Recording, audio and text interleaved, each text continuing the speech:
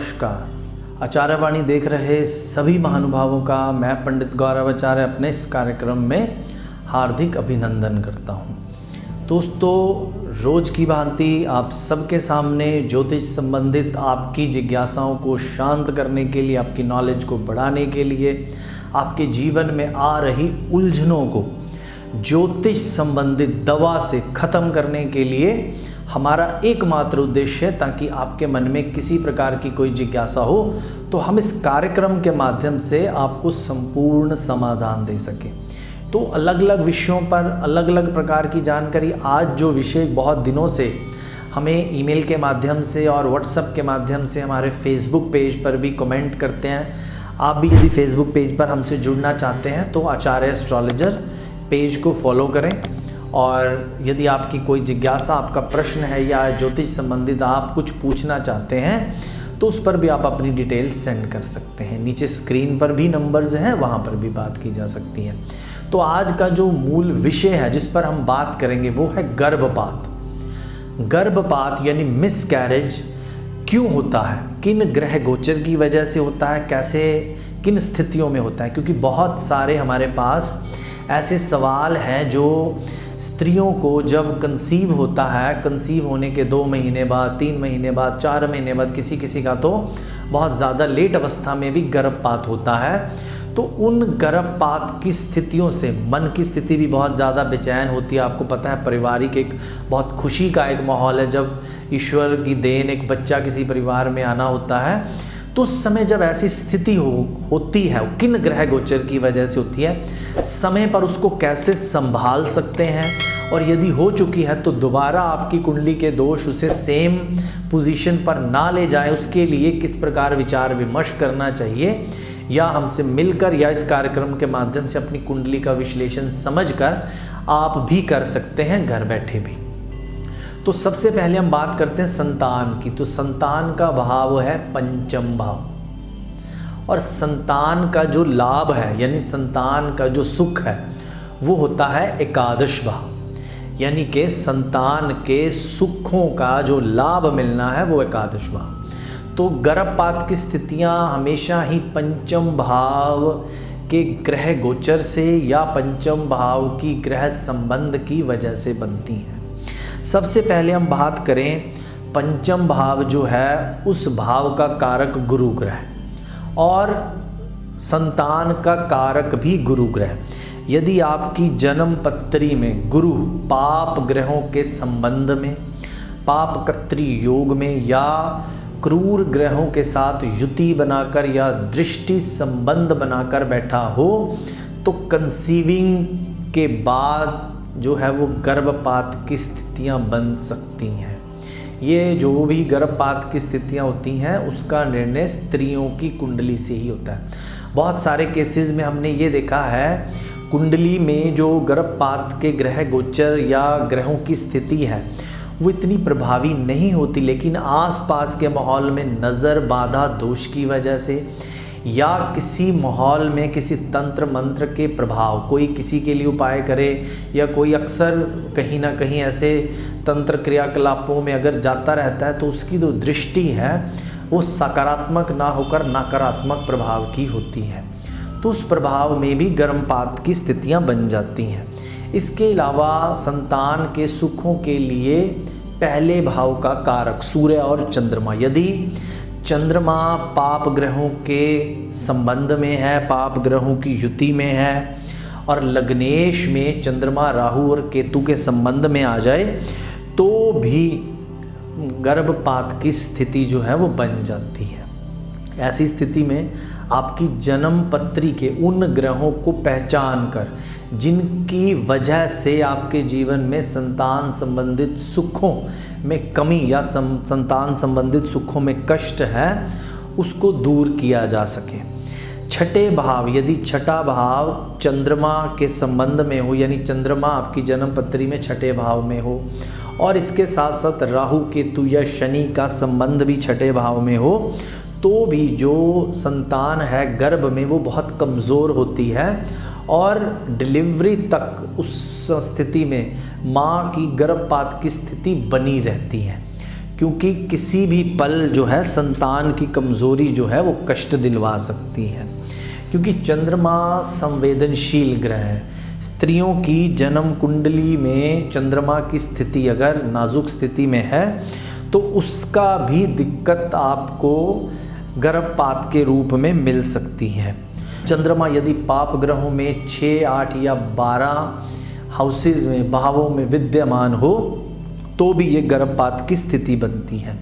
बहुत सारे केसेस में हमने पंचम भाव का स्वामी ग्रह यदि कमज़ोर हो और एकादश भाव में यदि मंगल बैठा हो या मंगल पंचम भाव में ही बैठा हो और पंचम भाव का स्वामी कमज़ोर होकर 6, 8, 12 में बैठा हो तो भी गर्भपात की स्थिति बनती है। एक इम्पॉर्टेंट और बात बता दूं, यदि आपकी जन्म पत्री में पंचम भाव में सूर्य और शनि की युति है तो शिक्षा संबंधित भी कष्ट मिलते हैं और कंसीव होने के बाद गर्भपात की स्थिति बनती रहती है। यदि गुरु का प्रभाव मिल जाए तो वो जो स्थितियां हैं वो ना के बराबर होती हैं। और पंचम भाव की बात करें, राहु केतु यदि पंचम भाव में, दोनों में से कोई भी राहु या केतु पंचम भाव में हो और एकादश भाव में यदि शनि की युति हो किसी अन्य ग्रह के साथ तो भी बहुत ज़्यादा स्थिति बन जाती है गर्भपात की। गुरु ग्रह क्योंकि संतान का कारक भी है और पंचम भाव का कारक भी है, तो गुरु अगर नीच हो, अस्त हो और कंसीविंग के टाइम 6वें भाव, 8वें भाव या 12वें भाव की ग्रह दशा या अंतरदशा आ जाए तो भी इस प्रकार का जो गोचर है ये गर्भपात की दिक्कतें बढ़ा देता है किसी भी माँ के लिए। क्योंकि एक बच्चा होना माँ बाप के लिए किसी वरदान से कम नहीं है और कई बार अरदासें और दुआएं करने के बाद बच्चा कंसीव होता है। तो ऐसी स्थिति में यदि इस तरह की नौबतें आ जाए या आपको इस तरह का कोई एक्सपीरियंस मिल चुका हो पहले, तो आज ही अपनी जन्म पत्री का विश्लेषण जरूर करवाएं ताकि आने वाले समय में जब दोबारा कंसीव किया जाए तो ऐसी स्थिति का मुंह ना देखना पड़े। क्योंकि 95% कुंडलियों में हमने देखा है अगर इस तरह का गोचर बना हो तो वो साल दर साल जब भी कंसीव होता है तब दोबारा भी ऐसी स्थितियों में माँ बाप को डाल देता है। कुछ बहुत ही सरल और आसान उपाय भी बताएंगे। हमारी बहनें कंसीविंग की स्थिति में हैं और किसी प्रकार ग्रहों की वजह से कोई दिक्कत महसूस हो रही है या ऐसा कोई कष्ट का सिम्टम्स या डॉक्टर की वजह से सावधानी का शब्द यूज़ किया गया है, तो ऐसी स्थिति में क्या क्या उपाय करें जिससे हमें इस प्रकार के कष्ट और इस प्रकार की परेशानियों से हमें मुक्ति मिल सके। तो आपकी जन्म पत्री में आपके ग्रह किस प्रकार की स्थितियों में बैठे हैं और उसका किस प्रकार का आपको लाभ या हानि मिल सकता है। तो आगे हम जब बात करेंगे उपायों की, तो यदि आपकी जन्म पत्री में गर्भपात संबंधित कोई स्थितियां पहले बन चुकी हैं और आगे भी आपको कंसीव हो चुका है या आप कंसीव करने की प्लानिंग में हैं, तो सबसे पहला उपाय आपने क्या करना है, नाभि पर हल्दी या केसर का तिलक कंसीविंग से लेकर डिलीवरी तक के पूरे समय पर लेप करना है। रोज करें बहुत अच्छा होगा, रोज ना कर सके तो बुधवार की रात्रि को लेप लगाकर सोएं और बृहस्पतिवार को स्नान करके वो लेप हल्दी या केसर का धुल जाएगा। यदि मंगल की वजह से आपकी पंचम भाव की स्थिति संतान संबंधित जो आपको सुख मिलना है उसमें यदि कष्ट आ रहे हैं तो मीठी गुड़ वाली रोटी बनाकर उसके छोटे छोटे टुकड़े करके आपने काले कौवे को या पक्षियों को डालने हैं। जैसे जैसे पक्षी उस मीठी रोटी का सेवन करेंगे वैसे वैसे आपके जीवन में संतान संबंधित या गर्भ को जो आपने धारण किया है उस संबंधित जो कष्ट हैं उससे आपको मुक्ति मिलेगी। तीसरा उपाय, यदि आप गर्भ धारण की अवस्था में हैं और किसी प्रकार का कष्ट आप पर आ रहा है तो सबसे पहले तो हम आपको यही सलाह देंगे, आपकी जन्म पत्री का विश्लेषण करवाकर और सटीक उपाय ताकि किसी प्रकार का रिस्क ना लिया जा सके। फिर भी यदि आप ऐसी स्थिति में नहीं है भी आप संपर्क कर सके, मिल सके, तो एक उपाय जौ, 8 मुट्ठी जौ सर के ऊपर से वार कर और शनिवार को कच्चे दूध का छिट्टा मार के पक्षियों को आपने डालना है। मात्र इतना सा उपाय जीवन में संतान संबंधित जो कष्ट हैं उन कष्टों से आपको मुक्ति दिलाएगा। यदि आप अपने जीवन में किसी भी प्रकार के किए कराए की ग्रह दशा में बहुत ज़्यादा ग्रस्त हैं और आपको समाधान नहीं मिल पा रहा है, मन उलझा है, जीवन उलझा है, तो ज्योतिष में ऐसी छोटी छोटी जड़ी बूटियाँ, वनस्पति जो आपके ग्रहों के हिसाब से भी और आपके ऊपर किसी भी प्रकार का जो तंत्र प्रभाव है उसको समाप्त करने के लिए बेहद कारगर साबित है, बशर्ते हम एक ऐसे ज्योतिषी को मिलें जो आपके जीवन के कष्ट, आपके ग्रहों की ग्रह दशा को समझकर आपको सरल और सटीक समाधान दे सके। तो बात हो रही है गर्भपात संबंधित, यदि जीवन में संतान संबंधित समय चल रहा है और उस समय में बहुत ज़्यादा कष्ट महसूस हो रहे हैं। बहुत सारे लोगों की कुंडली में संतान संबंधित यदि गर्भ धारण करने में भी दिक्कत है तो वो भी आपकी जन्म कुंडली में ऐसे ग्रह गोचर कब आएंगे, कौन से ऐसे सुखद ग्रहों की वजह से हम इस ग्रह गोचर का लाभ ले सके, उसका भी विश्लेषण करके और उसका भी आपको समाधान दिया जा सकता है। 3 उपाय हमने आपको बताए। यदि आप इस संबंधित कष्ट से गुजर रहे हैं या हो चुका है ऐसा कष्ट और आगे वो कष्ट ना आए, उस संबंधित आप समाधान के रूप में उन्हें कर सकते हैं। इसके अलावा भी ज्योतिष संबंधित हर कष्ट, हर परेशानी के कई तरह के उपाय हैं जो आप अपनी सहूलत के हिसाब से, अवेलेबिलिटी के हिसाब से और अपने क्रियाकलापों के हिसाब से उसको करने में सक्षम हो। तो यदि आप भी हमसे किसी समस्या संबंधित मिलना चाहें तो स्क्रीन पर नंबर्स हैं। यदि फ़ोन पर बात करना चाहें तो फ़ोन पर समय लेकर, फ़ोन कंसल्टेशन के माध्यम से, बहुत सारे लोगों का हमें फ़ोन आता है लेकिन समय के अभाव के कारण हम बात नहीं कर पाते हैं, तो आप अपना समय लीजिए। समय लेने के बाद उस पर्टिकुलर समय पर आपसे बात भी होगी, विश्लेषण भी होगा और आपको उपाय भी बताए जाएंगे।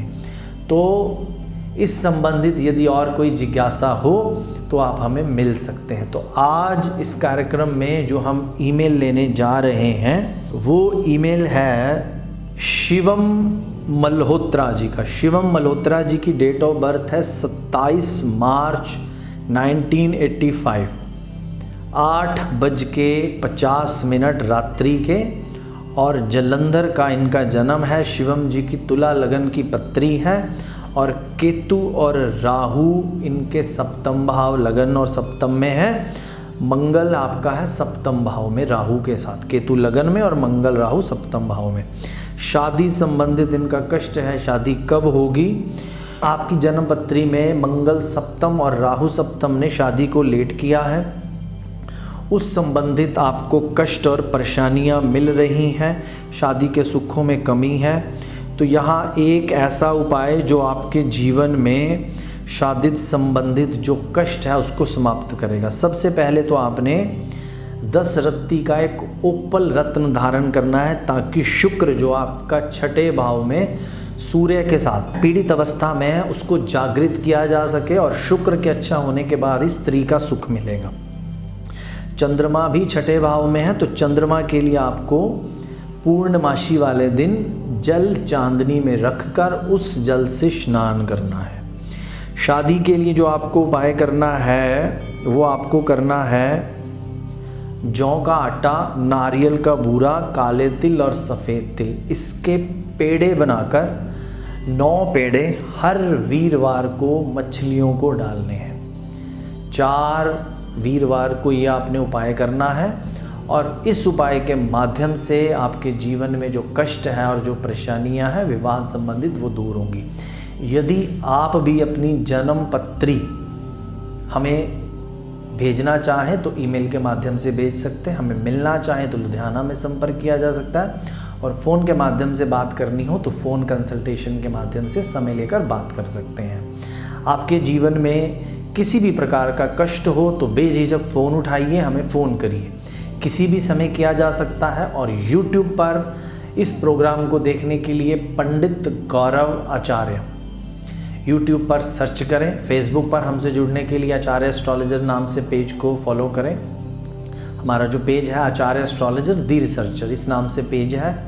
तो आपके जीवन में हमेशा ही खुशहाली रहे, दिक्कतें और परेशानियां आपको बिल्कुल ना मिले, हमारी ऐसी मंगल कामना ईश्वर से हर रोज़ होती है, आज भी है।